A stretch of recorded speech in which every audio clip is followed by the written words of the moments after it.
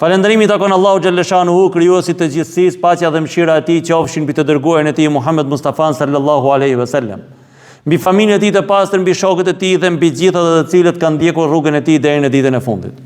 Falenderojmë Allahun e madhëruar, i cili na ka dalluar nga krijesat e tjera, duke na dhuruar mendjen dhe logjikën.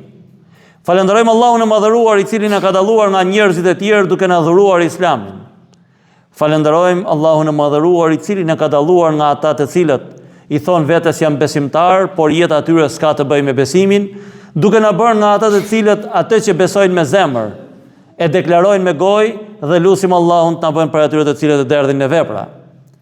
Falenderojmë krijuesin e gjithësisë, i cili na mundësoi të mlidhemi sot në këtë ditë xuma, në këtë ditë të cilën Allahu i madhëruar e ka veçuar posaçërisht për besimtarët, ku në Kur'anin famlar thot: Bismillahirrahmanirrahim, ya ayyuhalladhina amanu idha nudiya lis-salati min yawmil jum'a fas'au ila dhikrillah. O ju të cilët keni besuar, o ju të cilët jeni të bindur se nuk ka zot tjetër përveç Allahut të madhëruar dhe se nuk meriton të adhuruar askush tjetër përveç tij. O ju të cilët jeni të bindur se çdo gjë që ka krijuar Allahu i madhëruar e ka krijuar për njeriu e tij, e njeriu e ka krijuar për të adhuruar atë. O ju të cilët jeni të bindur se rrezikun e ka caktuar Allahu i madhëruar dhe askush nuk mund t'ia prek rrezikun tuaj e ju s'mund ta prekni rrezikun e tjetër kujt. O ju të cilët keni besuar dhe jeni të bindur se për çdo vepër që bëjmë, qoftë ajo edhe sa kokra e grurit, do të japim llogari në ditën e gjykimit. O ju të cilët jeni të bindur se asgjë nuk ndodh pa dëshirën e krijuesit të gjithësisë, e asgjë nuk mund të vijë pa caktimin e tij. Kur të bëhen thirrje ditën e xuma për namazin e xumas, lini punët e kësaj dynja dhe vraponi për të përmendur Allahun e madhëruar. Vraponi për të lutur atë që të jap mirësi e marësi në jetën tonë. Na jap të mira në këtë botë dhe në botën tjetër. Na jap marësi në familjet tona, tek fëmijët tanë, tek të afërmit tanë, ti udhëzoj ata në rrugë të drejtë e ti largoj nga çdo e keqe e dukshme apo e padukshme.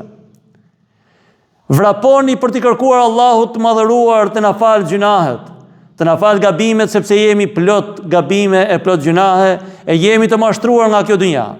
Prandaj është veçori e madhe që në këtë ditë të xuma të jemi prej atyre të cilët vendosin ballin e seçte. Vëllezër të nderuar, Allahu i madhëruar ka krijuar çdo gjë nevojtare për një gjë tjetër. Është i vetmi ai i cili nuk ka lindur kënd dhe as nuk ka lindur vet, i cili nuk ka nevojë për askënd. Nuk ka nevojë të mbështetet diku, nuk ka nevojë të adhuroj dikush, nuk ka nevojë të madhëroj dikush, nuk ka nevojë të kërkoj falje diku, sepse ai është i vetmi. Është krijuesi i çdo gjëje. Ndër të gjitha ato të cilat ka krijuar Allahu i madhëruar për t'i pasur nevojën njëri tjetrit, një prej tyre është edhe familja. Allahu i madhëruar ka krijuar mashkullin dhe femrën dhe në bashkimin e këtyre dyve e ka quajtur familje. Martesë është një dhunti e madhe prej Allahut të madhëruar. E martesa nuk mund të ndodhë kurse si ndryshe vetëm se midis një burrit dhe një gruaje me lejen e Allahut të madhëruar. Thot Allahu i madhëruar në ajetin kuranor: "Wa min ayatihi an khalaqa lakum min anfusikum azwajan." Dhe prej argumentave të Allahut të madhëruar është se ai ka krijuar nga ju bashkëshorte. Pra ju ka krijuar juve, ka krijuar dhe bashkëshorten tuaj në mënyrë që të plotësoni njëri tjetrin. Në mënyrë që të ketë vazhdimsi kjo dynja, por ta ketë vazhdimsi në mënyrë të shëndosh, në mënyrë të mirë, në mënyrë ashtu si që kërkon Allahu i madhëruar. Liteskunu ileha, thot ka krijuar nga ju bashkëshorte që të qetësoheni tek ajo, të gjeni qetësi. Sepse Allahu i madhëruar e din shumë mirë se jeta e përditshme e kësaj dynja e lodh njeriu. E lodh, e streson dhe shpeshherë edhe e çon drejt humbjes së shpresës. Por kur dy bashkëshortet me njëri tjetrin e këshillojnë njëri tjetrin, e qetësojnë njëri tjetrin, ne jemi të bindur dhe të vetëdijshëm se të nesërmen ne dalim me një shpresë të re. Shpeshherë kemi nevojë të bisedojmë njëri me tjetrin për të qarë hallet me njëri tjetrin, edhe pse ndoshta atë natë e dim se nuk do të ketë zgjidhje problemi, por duke folë me njëri tjetrin, qetësojmë zemrat tona dhe të nesërmen fitojmë forcën për të zgjidhur problemin që mund të kemi. Wa ja'ala bainakum mawaddata wa rahma, dhe thot në mes jush krijoi dashuri dhe mëshirë. Pra nëse duam ta ndjejmë dashurinë e vërtetë të Allahut të Madhëruar, duhet të shikojmë se çfarë mirësie dhe çfarë dashurie dhe çfarë mëshire ka dhuruar Allahu i Madhëruar midis burrit dhe gruas. Duke qenë të panjohur në jetën e tyre. Njëri i lindur në një anë, e tjetri i lindur në anën tjetër. Vjen momenti dhe caktimi Allahut të Madhëruar, ata martohen me njëri tjetrin dhe bëhen të pandashëm. Mbi kurrizin e tyre mbajnë hallet e kësaj dynja, mbajnë hallet e familjes, mbajnë hallet e fëmijëve, por ama nga të panjohur bëhen si një trup i vetëm. Kjo është ajo dashuria të cilën Allahu i Madhëruar ja dhuron atij bashkëshorti dhe asaj bashkëshorte kur ata me njetin e sinqert, me njetin e pastërt dalin në rrugë për të krijuar familjen siç e kërkon Allahu i Madhëruar. Këtu nuk duhet të kuptojmë ose të keq kuptojmë termin bashkëshorte me bashkëjetesë të cilën në emrin modernizim me qëllime të errta kanë çthurur dhe kanë prishur familjen. Nuk mund të ketë bashkëjetesë në Islam. Në Islam ka martesë e cila me lejen e Allahut të Madhëruar i kërkojnë dorën njëri tjetrit në praninë të dëshmitarëve dhe ata janë burrë e grua. Nëse nuk bëhet në këtë mënyrë, atëherë ata nuk janë burrë e grua dhe janë të ndaluar për njëri tjetrin. Dhe nga kjo ndalesë nuk mund të dalin diçka e hajrit, nuk mund të dalin diçka e mirë. Prishja e një brezi apo e shumë brezave është një prej arsyeve kryesore dhe heqja e martesës sipas urdhit të Zotit. Prandaj duhet jemi shumë të kujdesshëm. Sepse që të krijojmë një familje sipas asaj që kërkon Allahu i Madhëruar dhe sipas asaj që na ka këshilluar pejgamberi alayhis salatu wassalam, nuk mund të ecim vetëm sipas dëshirave tona, nuk mund të ecim sipas shijes së syrit ton, por duhet të ecim sipas asaj që na kanë udhëzuar ata. Pikërisht, kjo familje është vatra e besimit, është vatra e edukimit të fëmijëve. Dhe kjo familje nuk mund të jetë sipas shijeve vetëm të kësaj dynja, sepse nëse do jetë vetëm shije sipas e kësaj dynja, atëherë ne do të mashtrohemi duke lënë pas besimin, kultivimin e tij në zemrat e fëmijëve tanë dhe duke i shtyrë fëmijët tanë që të marrin profesione vetëm të kësaj dynja, të marrin mënyrën se si mund të fitojnë vetëm për këtë dynja, e kur të kalojnë Zoti na ruajt për në dynjan tjetër, të jenë zero.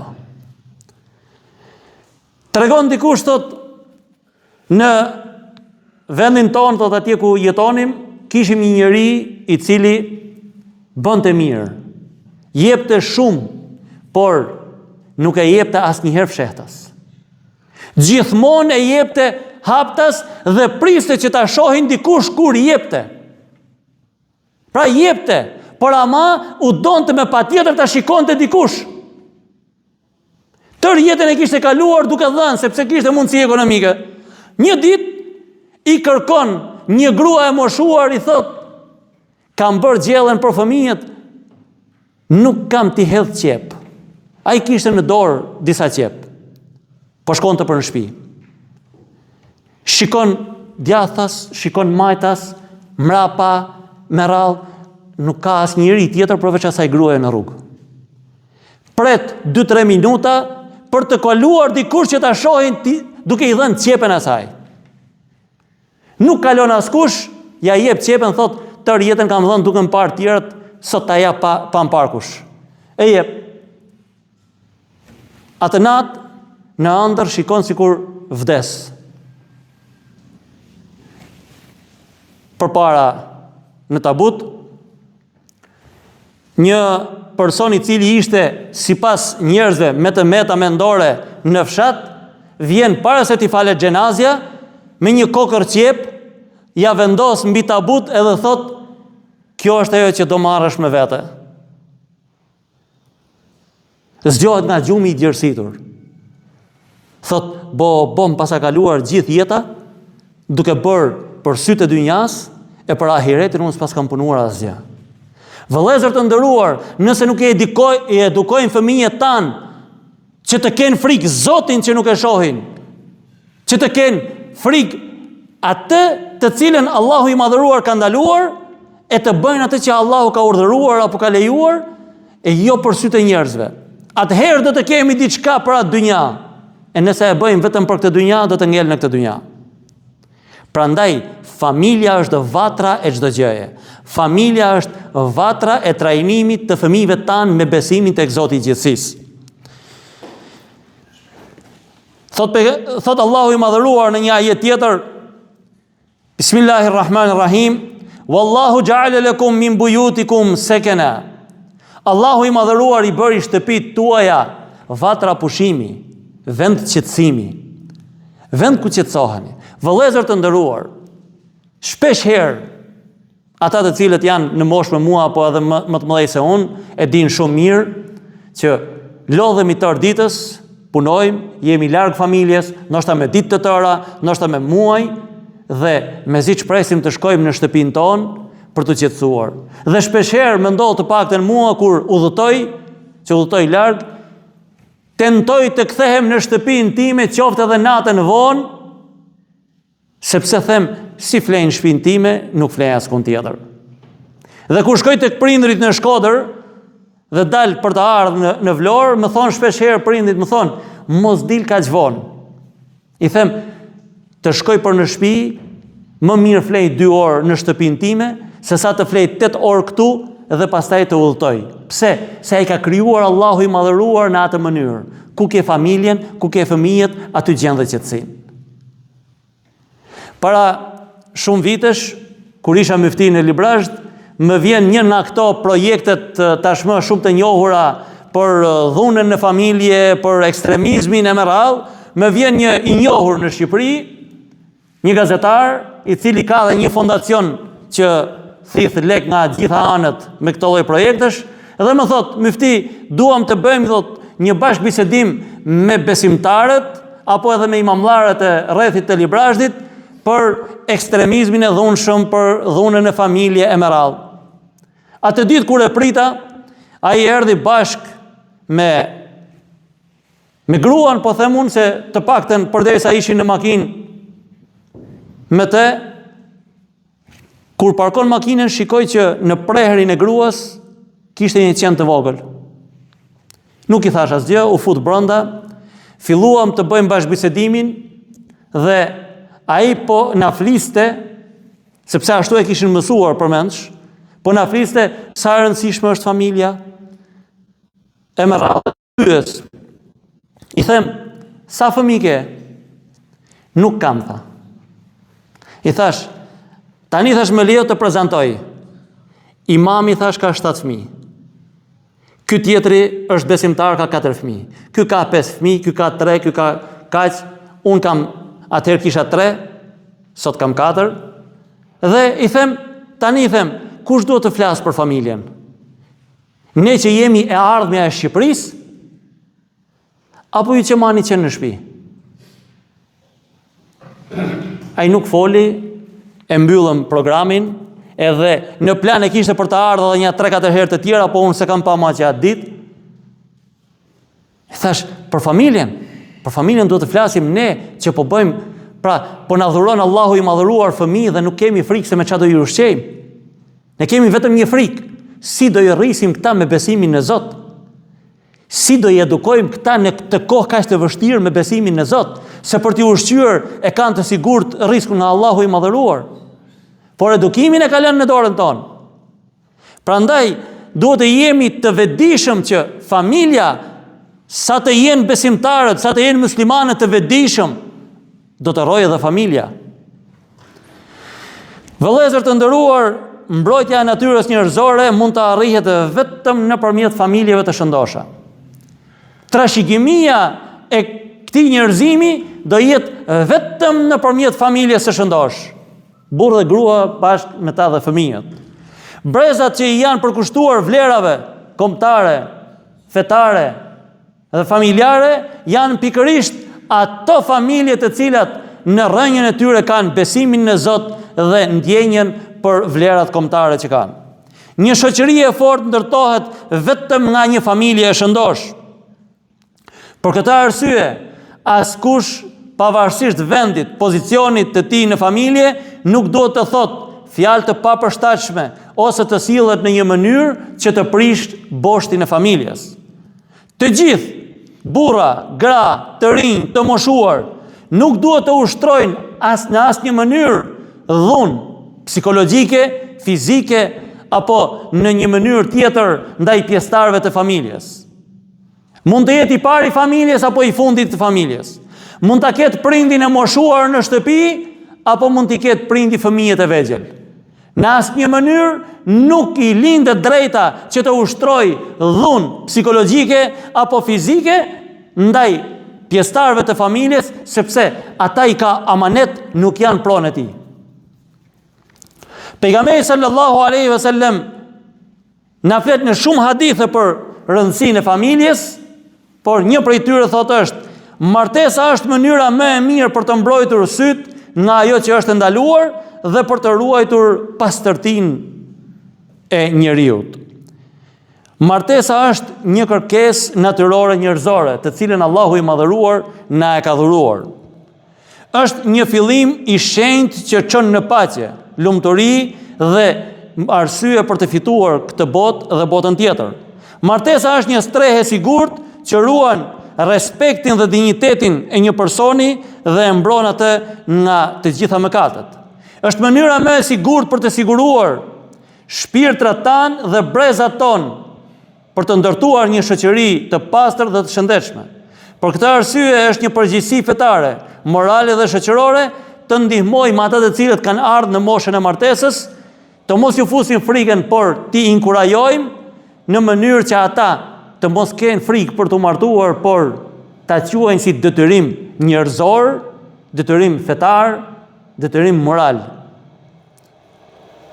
Pejgamberi alayhi salatu wassalam thot: "Inna a'zama an-nikahi barakatan aysaruhu mu'natan." Thot martesa më e virtytshme, martesa më e bereqetshme, martesa më e begatshme, thot është ajo e cila ka më pak vështirësi dhe më pak shpenzime. Vëllezër të nderuar, ne i kemi bërë martesat aq gogol, i kemi bërë aq të pa arritshme, sa që ne detyrohemi të marrim sallone dasmash ku është më i madhi në zonën tonë, ku është më i shtrenjti, sepse nëse nuk marrim me të shtrenjtin, do thonë fare fisi, ky i ka fëmijët jashtë, si nuk mori atë të shtrenjtin, si doli menuja në dasëm, kë kishte këngëtar, çfarë pijesh kishte, e me radhë. Ne tentojmë t'i bëjmë qefin atyre që kur jemi të sëmur nuk na pyesin si je, a je mirë, tentojmë t'ja bëjmë qefin në kohën kur po hapim dyert e familjes së djalit ton apo të vajzës ton apo njeriu ton të familjes. Prandaj martesa më e begatshme është ajo me sa më pak vështirësi dhe më pak shpenzime. Prandaj duhet jemi të kujdesshëm. Nuk duhet të shohim opinionin e njerëzve, por atë çfarë na ka lejuar dhe na ka ndaluar Allahu i madhëruar. Të dashur musliman, le ta përvetsojmë si moton ton hadithin e pejgamberit sallallahu alaihi wasallam që thot: "Më i miri prej jush është ai që është më i miri për familjen e tij." Nëse nuk jemi të mirë me familjen ton, le të jemi më i miri në botë. Sepse nuk bën asnjë lek. Nuk na duhet asgjë. Para Allahut të madhëruar do t'japim llogari për familjen ton, për veten ton, pastaj për shoqërinë sa kemi pas marrëdhënie me ta. Le ta bëjmë dashurinë dhe përzemërsinë, mirësinë dhe elegancën të mbizotrojë në familjet tona. Le të jemi të kujdesshëm ndaj trendeve të dëmshme që kërcenojnë strukturën familjare dhe errësojnë të ardhmen tonë. Le të heqim të gjitha pengesat për lumturinë, unitetin, bashkësinë dhe vllazërinë familjare, duke bashkuar duart dhe zemrat. Le të mos harrojmë se mbrojtja e natyrës dhe forcimi i familjes nuk është vetëm një përgjegjësi e nënës dhe e babait, por është e të gjithë familjes. Në këtë drejtim, të gjithë ata që janë përgjegjës, të gjitha institucionet, organizatat, shteti e me radhë janë përgjegjës për mbrojtjen e një familje. Nuk mund të jetë promovues arsimi, shteti apo ndonjë organizat tjetër për shkatrimin e familjes. Nuk mund të jetë promovues për degenerimin dhe të jetë shkatrues për familjen që ne e kemi tradit, e kemi trashëgimi dhe me lejen e Zotit kjo do të shkojnë deri në ditën e gjykimit. Dhe thot pejgamberi alayhi salatu vesselam për ta mbyllur hutben, mjafton si mëkat për një person që të lërë pas dore përgjegjësitë e familjes. Pra, mendoni çfarë thot pejgamberi alayhi salatu vesselam. I mjafton një njeriu si gjuna të mos plotësojë nevojat e familjes, të lë pas dore përgjegjësitë e familjes, i mjafton si gjuna atij. Zoti na ruajt, Zoti na bëf prej atyre të cilët janë të vetëdijshëm dhe edukojnë fëmijët e tyre ashtu siç i kërkon Allahu i madhëruar dhe pejgamberi alayhi salatu vesselam.